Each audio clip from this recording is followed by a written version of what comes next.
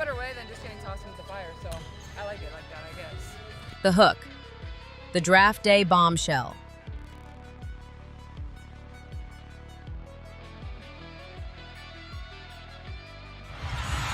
Bonner, the crossover, snakes inside for the finish of the foul. We'll expect the unexpected, but let's get to it because it's the moment that you all have been waiting for.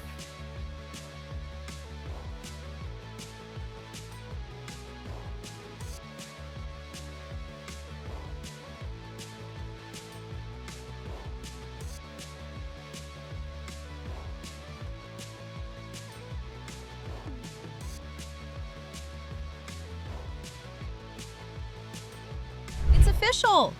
Catch a dime, family. The dust has finally settled on the most stressful day of the offseason. The WNBA landscape changed forever as the Portland Fire and Toronto Tempo officially picked their inaugural rosters. We've been holding our breath for weeks, wondering if the Caitlin Clark era was about to lose its heartbeat. Would Sophie Cunningham be headed to the Pacific Northwest? Would Lexi Hull be snagged by Toronto? Well, the lists are in, the picks have been made, and the Fever Purge is officially over.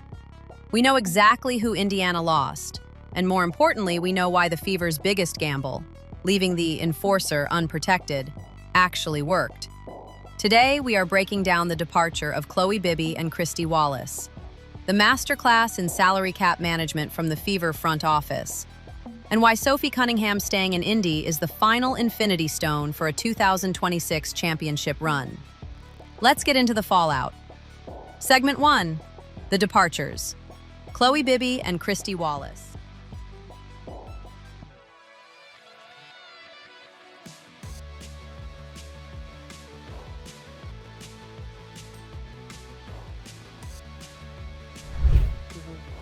So yeah, we shouldn't have even been there, but I thought, Kelsey got a look at it.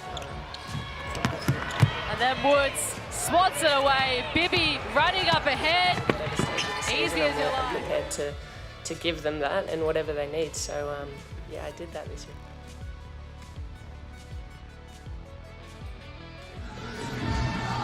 Top of the arc, 3-ball, great look, Wallace drills it.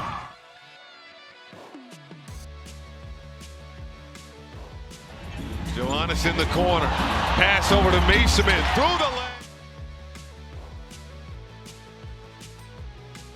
Let's talk about the two players who are officially leaving Indianapolis. First up, Chloe Bibby. She was selected 11th overall by the Portland Fire. Bibby was a valuable piece for the Fever last season before that heartbreaking left knee injury sidelined her. She brought grit, size, and a never-quit attitude that made her a favorite among the coaching staff. Losing her is a blow to the Fever's front court depth. But for Chloe, this is a massive opportunity to be a cornerstone for a brand new franchise in Portland. The second loss is Christy Wallace, who was taken 22nd overall by the Toronto Tempo. Now, this one is interesting. Wallace didn't play for the Fever in 2025 as her contract was suspended, but Toronto clearly sees her veteran guard play as a stabilizing force for their young roster. For the Fever, losing Wallace is actually a blessing in disguise for the salary cap. It clears a roster spot and a cap hold that gives the Fever even more flexibility as they head into the $1 million free agency period starting next week. But the real story isn't who left, it's who the expansion teams ignored. Segment 2, the Sophie Gamble, why she stayed.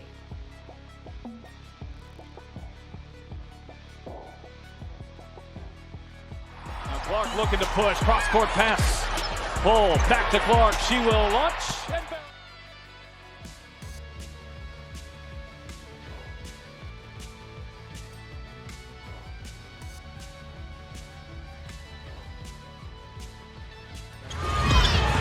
One to shoot, Cunningham.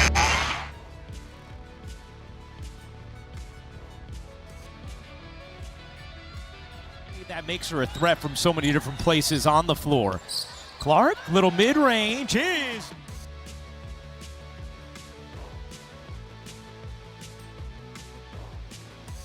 It's better. I'm excited to sit down and not do anything for a little bit. I mean, just a lack of awareness right there, and Cunningham Now ready. let's get to the $1 million question. Why is Sophie Cunningham still a member of the Indiana Fever? We knew the Fever could only protect 5 players. The locks were Caitlin, Aaliyah Boston, Kelsey Mitchell, and Lexi Hull. That 5th spot was a toss-up between Sophie and the young, high-upside rookie Michaela Timpson.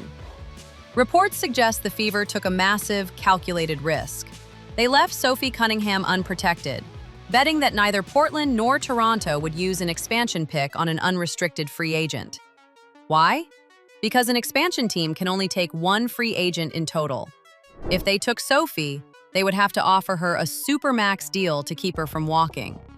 The Fever front office gambled that Portland and Toronto would rather take young, under-contract talent like Chloe Bibby than risk a massive salary on a veteran free agent. The gamble paid off. Sophie Cunningham is still here. The enforcer stays. The locker room dork stays. This means the chemistry that Caitlin Clark depends on remains 100% intact. The Fever purge took the depth, but it left the heart. 6:30 to 8:30.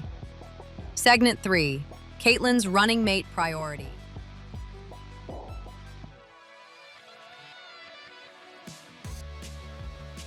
Like, you have one day in between, so it's going to be a lot more, film preparation and things like that rather than on-court work.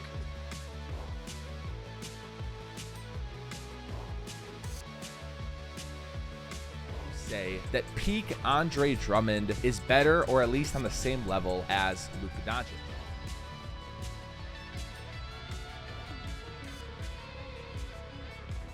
Four seconds left. Clark fires. You bet!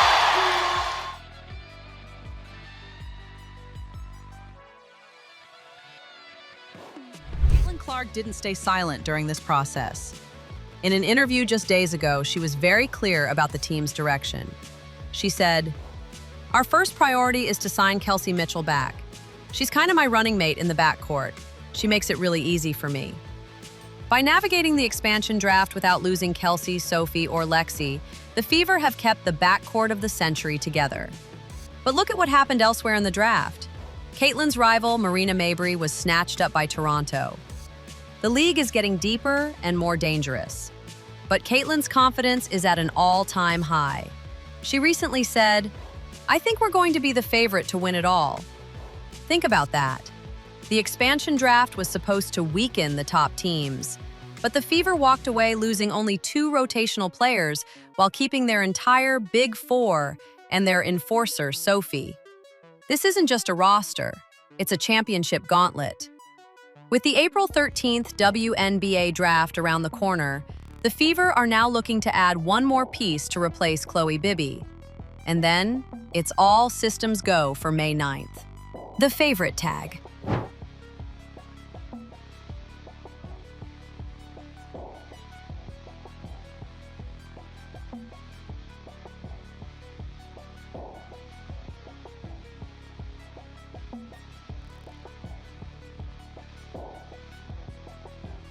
Purge is over.